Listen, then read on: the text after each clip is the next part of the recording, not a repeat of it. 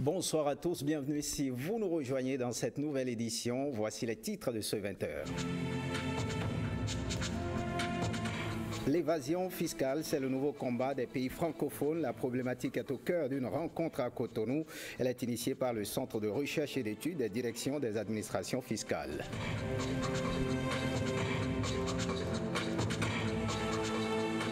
Le service des urgences et le bloc opératoire du centre hospitalier universitaire de la mère de l'enfant, entre-temps plongé dans le coma, sont à nouveau opérationnels. Alassane Seydou, le ministre de la Santé, est allé vérifier.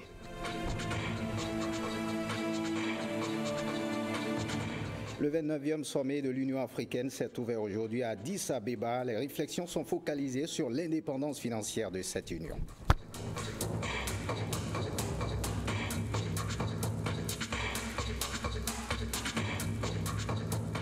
Bienvenue si vous nous rejoignez. Comment lutter contre l'évasion fiscale dans les pays francophones? La question est au cœur d'une rencontre initiée par le Centre de recherche et d'études des directions des administrations fiscales en partenariat avec l'OCDE. Bénélie Alopon et Jérôme Mouboua pour le point. L'évasion fiscale est une pratique par laquelle les acteurs et opérateurs économiques évacuent les capitaux produits dans leurs entreprises sans les déclarer dans le but de les soustraire à l'impôt. Une situation préjudiciable à l'économie de plusieurs pays. Et c'est pourquoi le Centre de recherche et d'études des directeurs des administrations fiscales, CREDAF, a organisé cette rencontre en vue de mettre au même niveau d'information tous les acteurs impliqués dans la lutte contre les crimes fiscaux. L'objectif primordial du projet est d'amener nos États à se doter d'un système fiscal moderne à l'échelle internationale pour atténuer considérablement l'évasion et la fraude fiscale à défaut de les enrayer définitivement. Cette rencontre de 3 jours est conjointement organisée par l'Organisation de coopération et de développement économique, OCDE, le Centre de rencontres et d'études des dirigeants des administrations fiscales CREDAF et le pôle stratégie de développement et finances publiques en partenariat avec la Direction générale des impôts du Bénin. La réunion de Cotonou, en dehors de son caractère d'échange et d'analyse hautement intellectuelle, doit aller plus loin pour apporter des réponses hardies et innovantes à la lutte contre la fraude et l'évasion fiscale à l'échelle internationale. Le CREDAF se réjouit de l'ouverture aux représentants de la société civile, invités à partager leurs perspectives et leurs positions concernant le cadre inclusif BEPS et l'efficacité du soutien apporté aux pays en développement dans la mise en œuvre des mesures issues du projet BEPS. Les participants sont appelés à jouer un rôle actif durant la réunion tout en partageant leurs expériences et leurs positions sur la mise en œuvre des mesures issues du projet BEPS. Et ce mouvement d'humeur, le collectif des sous-traitants pour la pose de la fibre optique dénonce dénommée donc la vision Nouveau Départ était hier face à la presse. Il dénonce ce qu'il qualifie d'intoxication de la part de certains. William Aguia, Ilia Bokovo pour le compte-rendu. Ils veulent ici rétablir la vérité suite à certaines allégations relevées dans la presse. Des allégations de certains sous-traitants qui font croire à l'arrêt du projet suite au mauvais traitement de la main-d'œuvre. Le projet de pose de fibre optique dans les 77 communes du Bénin suit son cours, relèvent les conférenciers. Nous, on est sur le terrain. On a des contrats en bonne et due forme avec la société Télésupplecom et jusqu'à preuve de contraire, Télésupplecom n'a jamais bloqué les travaux. Or, c'est ce qu'ils ont dit sur le journal. Nous demandons aux Béninois de ne pas résister au progrès. Le plan de couverture numérique intégrale du territoire béninois est un progrès notoire. Le Sénégal est passé par là, le Canada est passé par là, le Bénin veut passer par là, il ne faudrait pas résister au progrès. Ils tiennent donc l'opinion publique à témoin et rassurent. Les entreprises béninoises impliquées dans le projet sont régulièrement payées dès qu'ils exécutent leur travail. Nous, collectif des entrepreneurs sous-traitants, réagissons aux allégations mensongères publiées par une certaine presse et à l'initiative de certains acteurs mal intentionnés, agissant pour saboter l'un des projets phares du gouvernement. Le projet de pose de fibre optique dans toutes les communes du Bénin, l'un des projets phares du programme d'action du gouvernement, prend fin en décembre prochain. Voyons cette vulgarisation du PAG, le programme d'action du gouvernement qui vise à faire du Bénin un pays prospère. Les populations de l'Alibori l'ont ainsi compris à l'issue de la séance de vulgarisation du PAG à laquelle elles ont été conviées à Kandi. Firmin Bassao et Julie Kaelaïna pour le point. Mais aujourd'hui, les 12 départements existent ou bien ils n'existent pas? Un exposé qui sonne le glas des intoxications autour du programme d'action du gouvernement dans l'Alibori. La séance publique d'explication organisée à Kandi au profit des forces vives des communes de Banikwara, Malanville, Karimama, Segbana, Gorgounou et Kandi. Depuis 15 mois, les détracteurs du régime ont fait beaucoup d'intoxications. Ils ont souvent parlé de ce qu'ils ne savent pas. Et même quand ils savent, ils choisissent de dire le contraire pour intoxiquer. Nous, en tant que ministre du gouvernement, à plusieurs reprises, nous avons demandé au chef de l'État de nous permettre de descendre sur le terrain pour répondre à ceux-là. Mais il nous a toujours dit, de grâce, restez tranquille et redoublez d'efforts. Les résultats parleront d'eux-mêmes. En définitive, le PAG a été conçu pour améliorer de façon significative les conditions de vie des populations. Une action aussi belle, une action aussi agréable pour nous nécessite dans sa mise en œuvre un peu de temps. Et du coup, ça nécessite de la patience pour nous tous. Ça nécessite qu'il y ait un accompagnement de notre part. Et au regard de ce que nous voyons ici, nous pouvons dire au chef de l'État que l'accompagnement pour la mise en œuvre de ce PAG est déjà acquis en voyant toute l'attention que vous portez à tout ce qui se passe aujourd'hui. Aujourd'hui, tous les producteurs agricoles de l'Alibori sont unanimes à reconnaître que leurs conditions s'améliorent. Le président Talon a joué sa partition et il vous félicite parce que vous avez joué aussi la vôtre. Subdivisé en 3 piliers et 7 axes, l'objectif général du programme adopté le 26 octobre 2016 est de faire décoller le Bénin. Je voudrais nous féliciter de ce qu'aujourd'hui, toute la population de l'Alibori s'est retrouvée. Et je voudrais convier toute la population de l'Alibori à soutenir l'action. Nous sommes venus exposer, vulgariser. Ça ne suffit pas. Il faut maintenant soutenir. Toutes les femmes de l'Alibori, par ma voix, réaffirment une adhésion totale du PAG. Les populations de l'Alibori veulent d'un Bénin prospère. Pour ce faire, elles n'entendent pas marchander leur soutien. Et ces appréciations des audits sur la filière coton, la publication des audits de la filière coton continue de susciter des réactions au sein de la société civile. Les avis sont partagés, mais les acteurs restent engagés sur la nécessité de poursuivre les mises en cause et de faire la lumière sur le dossier. Gustave Assaï, Martin Ansorba, regard croisé, c'est sur des propos recueillis par Uvaïs Balogun et Brice Thebozo. Notre appréciation par rapport à la publication de ce rapport d'audit est que nous sommes très enchantés parce que nous parlons justement de rupture avec les anciennes pratiques. Donc, nous, on veut que les audits soient publiés. Nous avons appris avec tout le monde qu'il y a eu l'audit qui a été réalisé. Nous étions donc très touchés par cette publication et qui révèle une fois encore que nous avons des problèmes dans notre pays d'une manière ou d'une autre, que les audits révèlent les problèmes de corruption, les problèmes de malversation, les problèmes peut-être d'impunité aussi. C'est pour cela que nous demandons au gouvernement de ne pas faire les choses de manière sélective. Il faut aller jusqu'au fond. Parce que s'ils ne vont pas jusqu'au fond, d'autres personnes auront toujours la velléité de détourner les fonds publics puisqu'ils savent que les dossiers n'aboutissent. Or, c'est dans l'aboutissement des dossiers que ceux qui ont la velléité vont changer de comportement. Les mises en cause aussi ont aujourd'hui et jouissent aujourd'hui de ce qu'on appelle la présomption d'innocence. Tout ce que nous allons déplorer, c'est qu'il n'y ait pas une ingérence politique dans cette affaire. Ceux-là qui sont cités, une fois que le dossier sera devant la justice, je pense bien qu'il le sera, on les écoutera. Et ceux qu'ils pensent qu'on devrait citer, que l'audit doit citer et qui n'ont pas été cités, eux, ils n'ont qu'à donner leur nom et le procureur se chargera de les inviter pour les écouter aussi. Parce que chacun doit pouvoir donner sa part de vérité dans ce dossier. Mais aucun d'entre eux, je dis bien aucun d'entre eux, ne pourra nous dire qu'il n'y a pas un début de vérité dans ces audits-là qui appellent leur nom.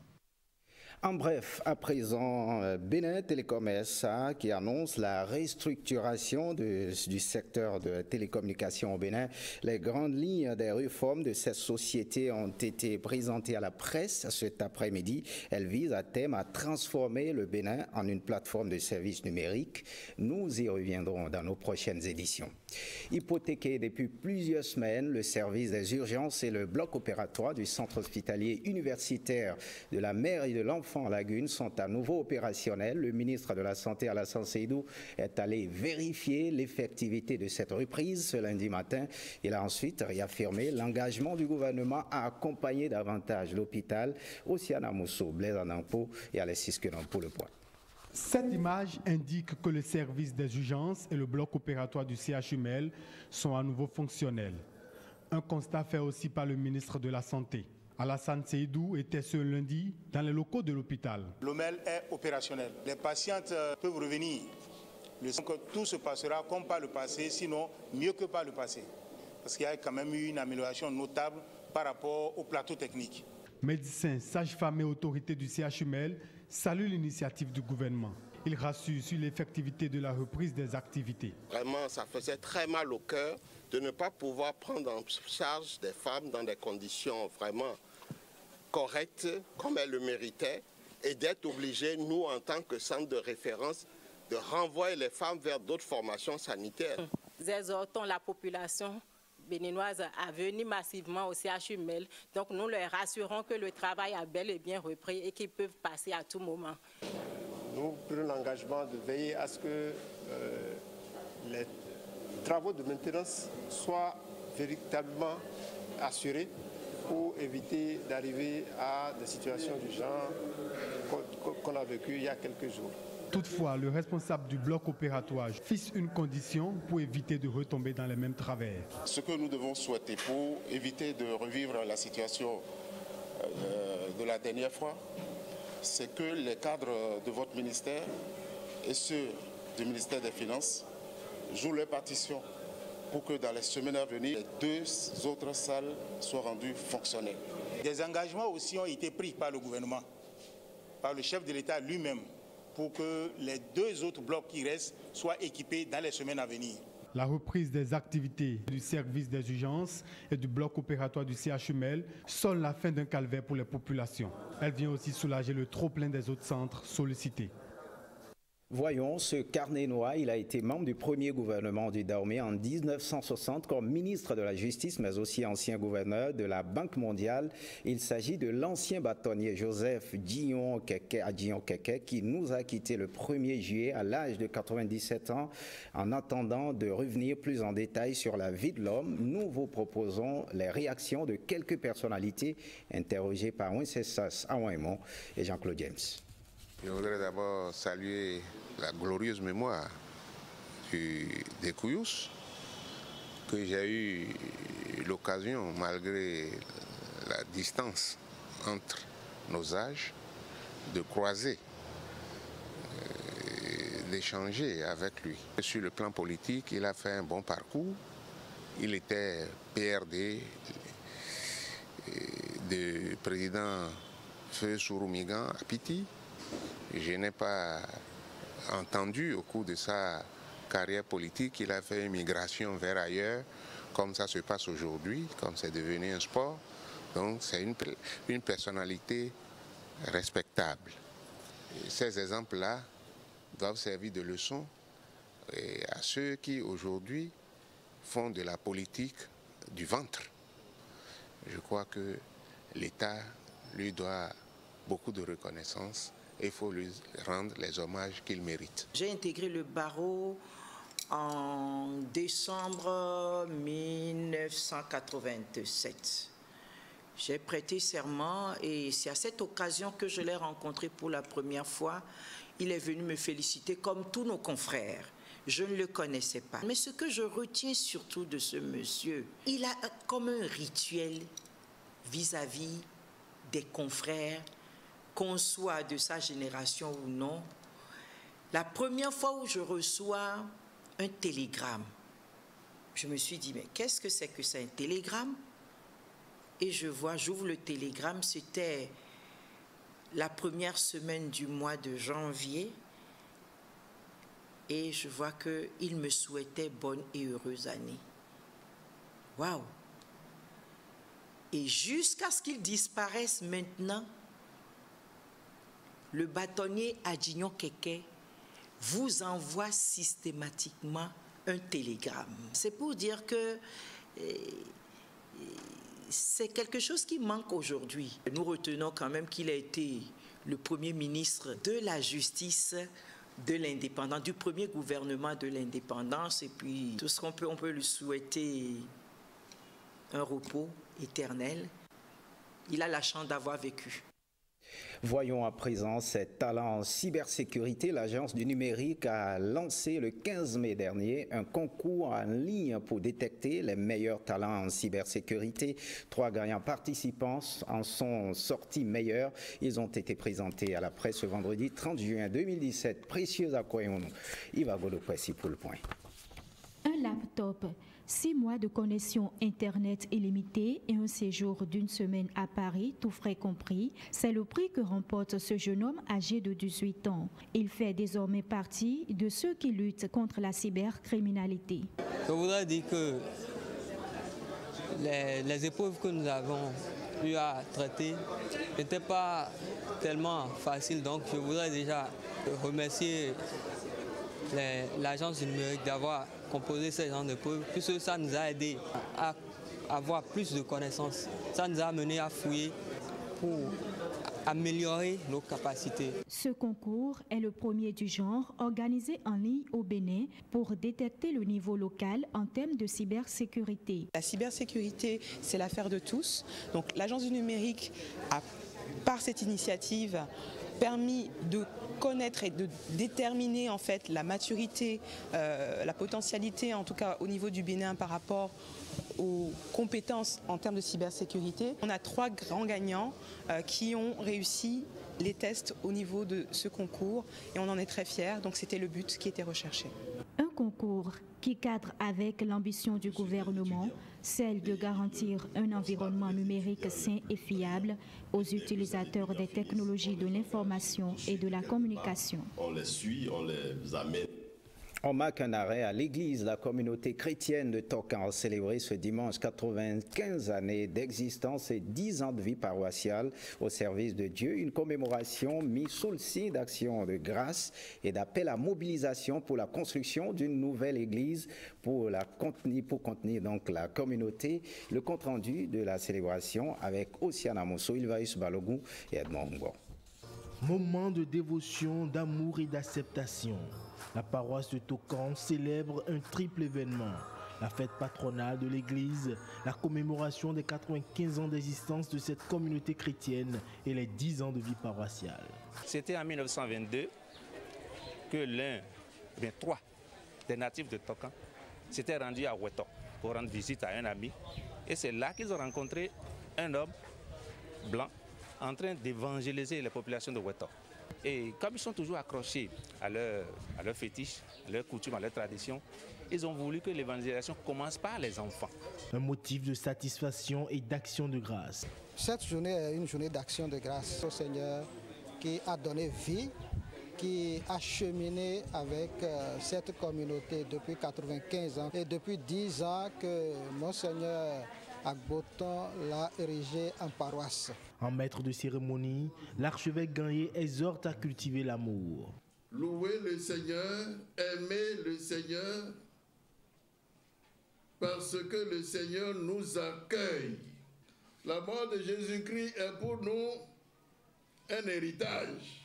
L'espérance avec le Christ de voir s'agrandir le temple du Seigneur. Aujourd'hui, la petite église que nous avons ne pourra plus contenir le nombre de fidèles que nous avons actuellement.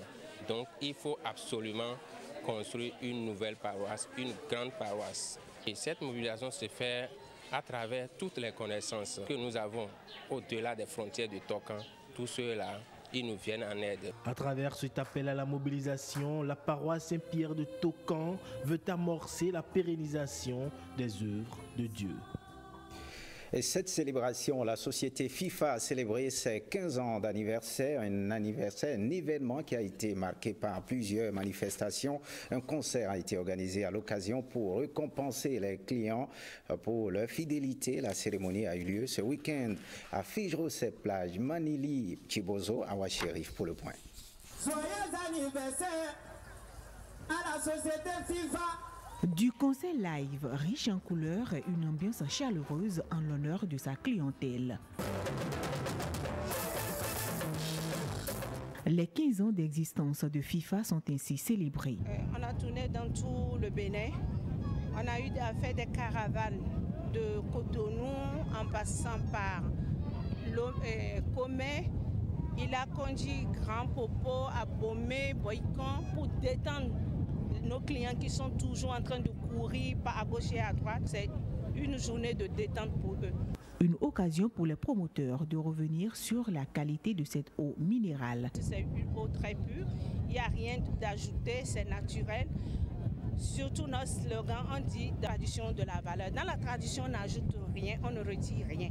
La société a également pensé aux meilleurs distributeurs des produits FIFA. Je remercie beaucoup la maison.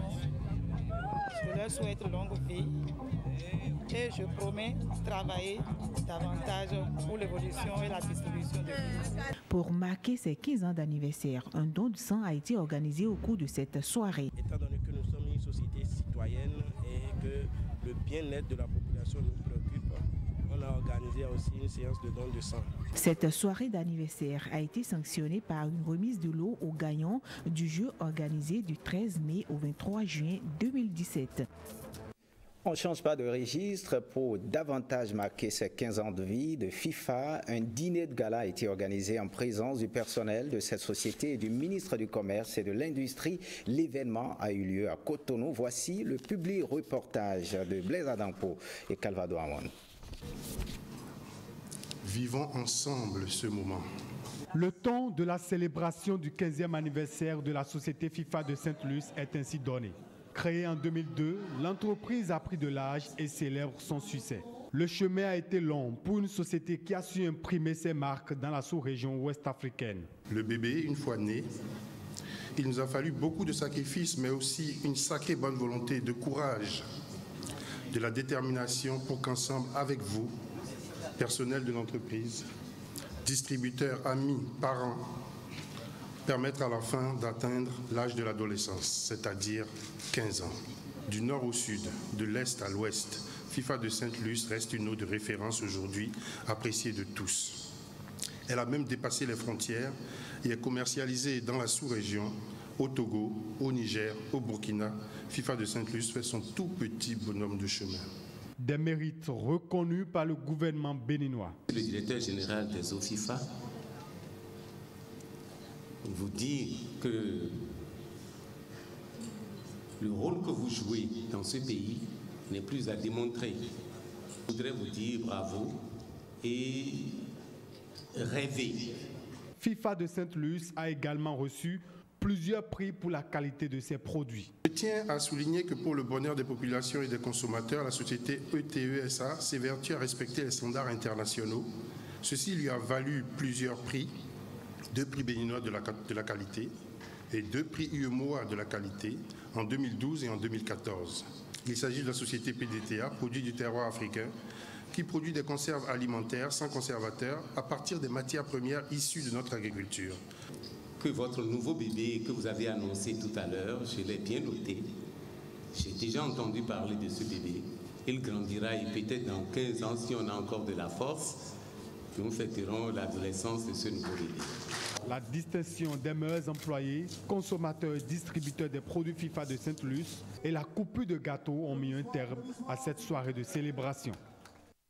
Dernier sujet de cette édition, direction l'Éthiopie. Le 29e sommet de l'Union africaine s'est ouvert aujourd'hui à Addis Abeba. Il se tient dans un contexte où le débat sur l'indépendance financière de l'organisation continentale fait l'objet d'une réflexion au plus haut niveau. Les participants à ce sommet discuteront aussi des moyens de ne plus dépendre des puissances étrangères pour le financement de l'Union. Suivez le reportage. Le 29e sommet de l'Union africaine qui ouvre ses portes lundi et mardi à Addis Abeba promet de soulever de nombreuses questions. La première étant celle de l'autofinancement. Selon Moussa Faki Mahamat, le président de la commission, l'organisation ne pourra conserver sa crédibilité sur la scène internationale si elle n'est pas financée par les Africains eux-mêmes.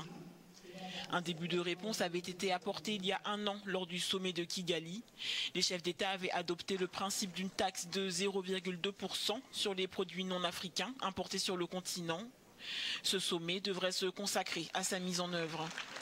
Et puis 6 mois après le retour du Maroc au sein de l'Union, le défi sera de trouver un terrain d'entente avec la République arabe sahraoui démocratique. Le Nigeria s'est déjà posé en médiateur entre les deux ennemis intimes, promettant de parvenir à un consensus avant la fin du sommet. Fin de ce journal. Merci de l'avoir suivi. Retrouvez à partir de 21h l'émission Grand Débat sur le thème Ceinture et route et le monde.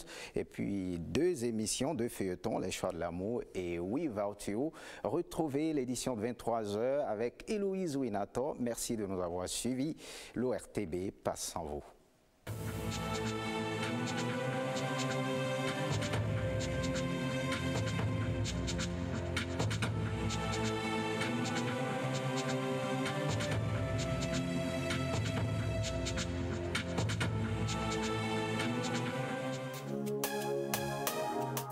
Prochain rendez-vous du journal de 20h avec BGFI Bank.